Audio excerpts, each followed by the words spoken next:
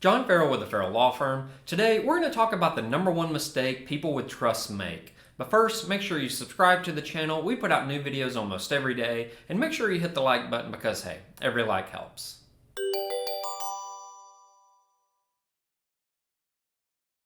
John Farrell with the Farrell Law Firm. To tell you a little bit about myself, I'm the author of Estate Planning for the Modern Family, and I was recently voted one of the top 3 lawyers here in Cobb County, Georgia, along with the law firm being voted one of the top 3 law firms here in Cobb County, Georgia. Well, today I'm wearing my lucky St. Patrick's Day shirt, and it makes a lot of sense that I'd have one, right, with a name like Farrell.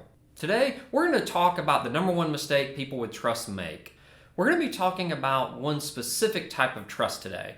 You may or may not know there are dozens of different types of trusts, and they all accomplish many things, but the vast majority of people out there choose a specific type of trust called the revocable living trust. As the name implies, it is a trust that you create while you're alive, and it is completely revocable, meaning you can change it in its entirety and completely revoke it if you want.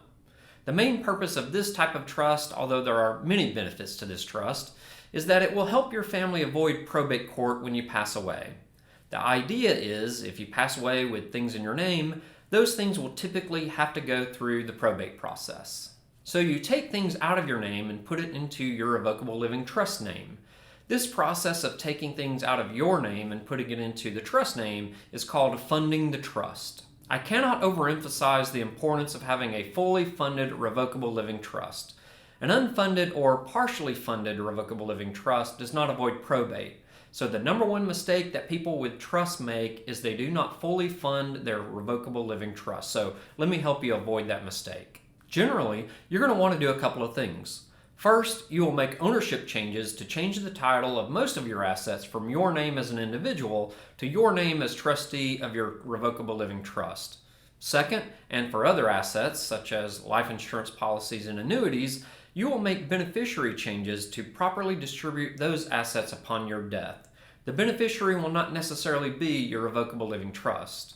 Generally, to transfer assets to your trust, you must execute new documents of title, deeds to real property, and signature cards for your bank accounts, as well as change of beneficiary forms for life insurance policies and annuities.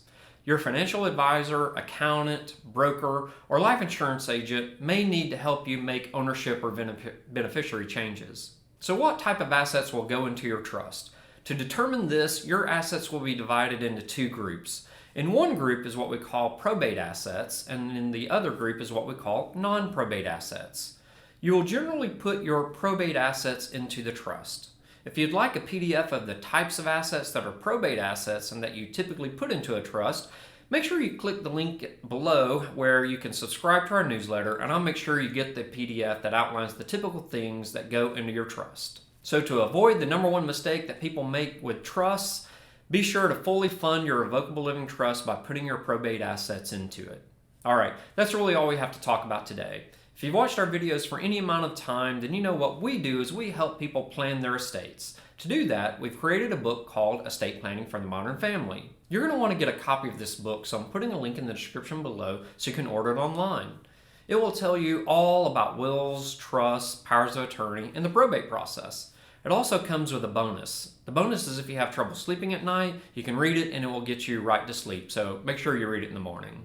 If you want to learn a little bit more about the firm or maybe schedule a free consultation for yourself, give us a call at 678-809-4922. That's 678-809-4922.